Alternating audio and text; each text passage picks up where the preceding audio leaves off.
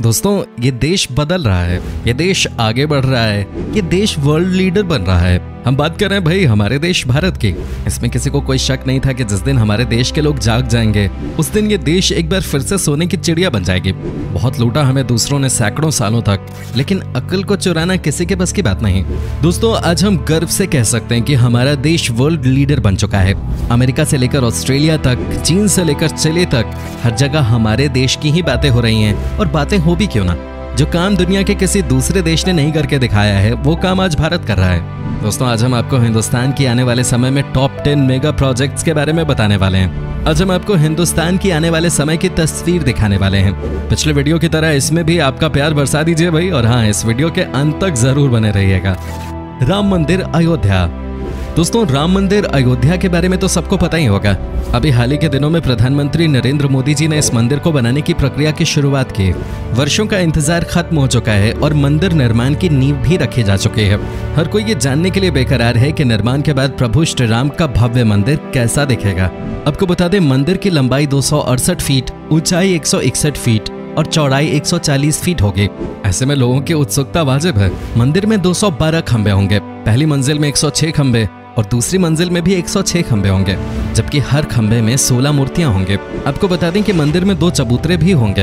यहाँ 45 एकड़ में राम कथा कुंज बनेगा और भूतल में सिंह द्वार, गर्भगृह, नृत्य द्वार और रंग मंडप बनेगा।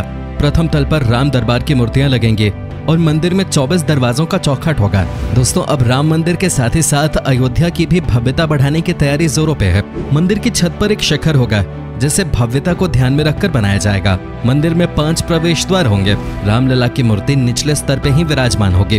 खास बात यह है कि मंदिर में लोहे का इस्तेमाल नहीं किया जाएगा। पूरे मंदिर के निर्माण में करीब 1.75 लाख क्यूबिक फुट पत्थर की आवश्यकता होगी। दोस्तों, इस भव्य मंदिर का निर्माण 2024 तक कर दिया जाएगा। सीवोक रैंकपुर रेलवे।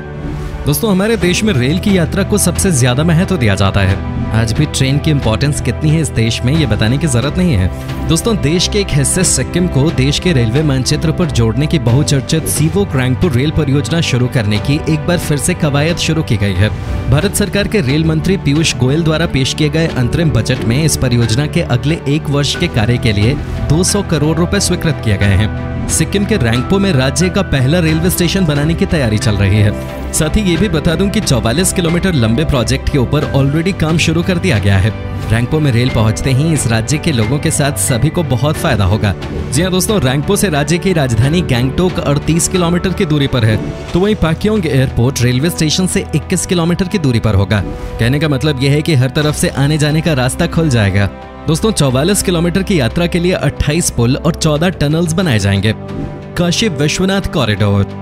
दोस्तों, प्रधानमंत्री नरेंद्र मोदी के dream project Kashi Vishwanath corridor पर काम तेजी से आगे बढ़ रहा है। ये 50 फीट चौड़ा कॉरिडोर बनारस घाट से काशी विश्वनाथ मंदिर को कनेक्ट करता है।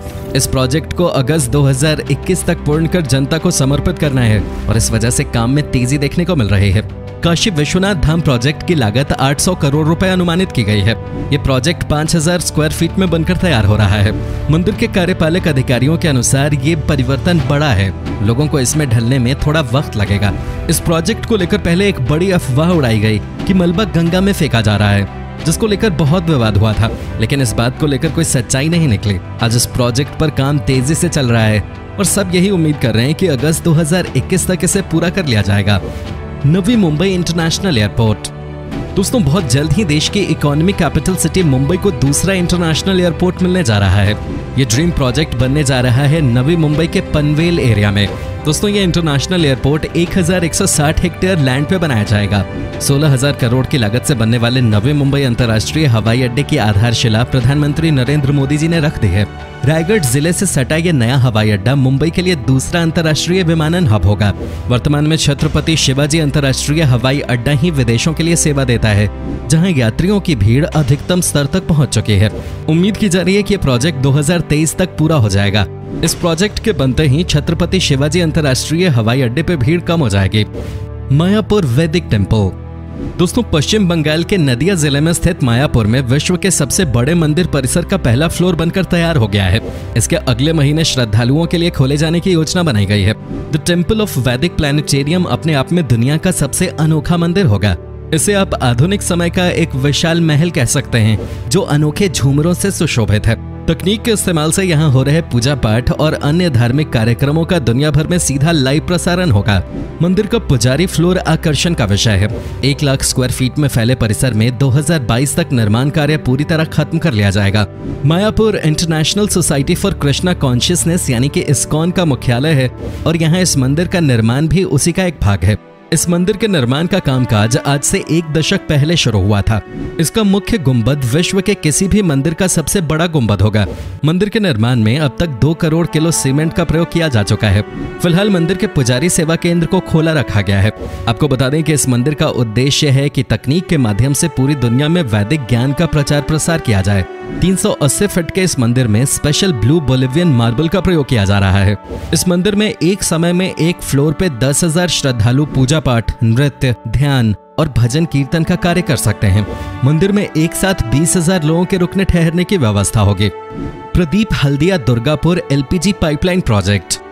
दोस्तों, नॉर्थ ईस्ट इंडिया में हमेशा के लिए एलपीजी गैस की समस्या को खत्म करने के लिए भारत सरकार ने Pradeep Haldia Durgapur LPG pipeline project की शुरुआत की है।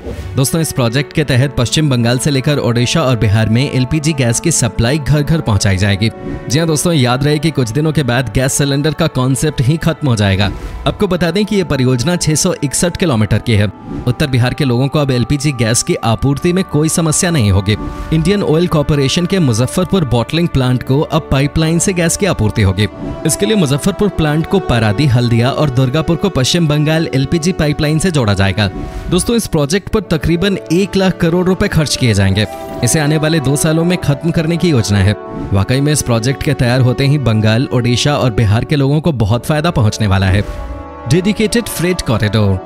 दोस्तों, नाम सुनकर चौंक गए ना आप? आज हम आपको बताते हैं रेलवे के डेडिकेटेड फ्रेट कॉरिडोर के बारे में, जिसे जानना बहुत जरूरी है।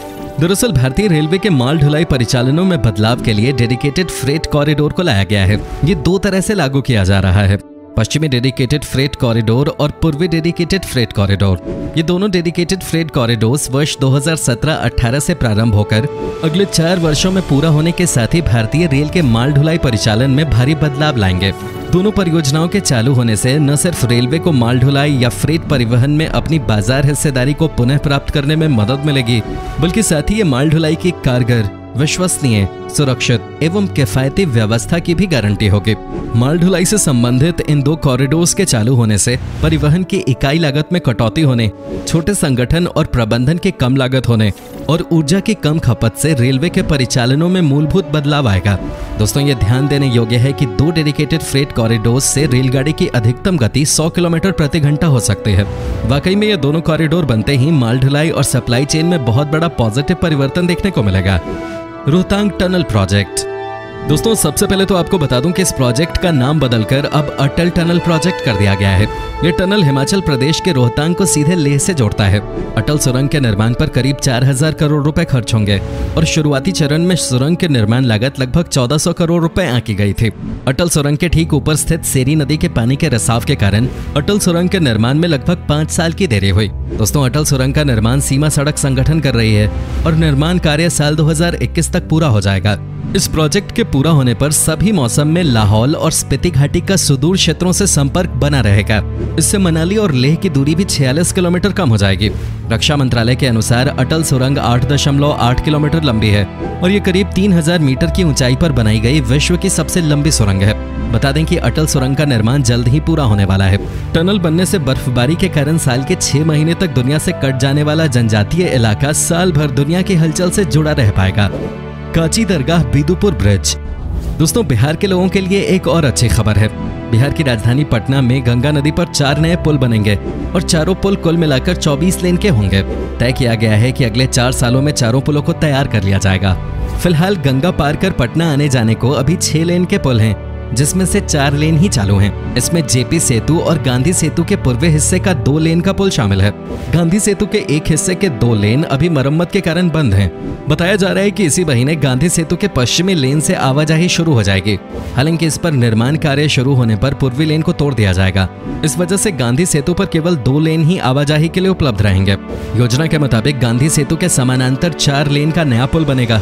दोस्तों, इस प्रोजेक्ट पर 1900 करोड़ की लागत तय की गई है। इसके अलावा पटना के पूर्वी हिस्से पर कच्ची दरगाह बिदुपुर के बीच 6 लेन के पुल का निर्माण जारी है। दिसंबर 2021 तक इस पुल के तैयार होने का लक्ष्य है।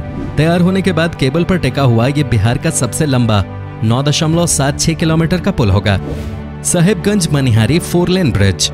दोस्तों, अंत में हम आपको बताते हैं कि केंद्र सरकार ने बिहार के मनिहारी बाईपास से झारखंड के साहिबगंज बाईपास तक लगभग 22 किलोमीटर लंबा नया संपर्क मार्ग और गंगा नदी पर 4 लेन का सेतु बनाने का निर्माण कार्य हाथ में लिया है।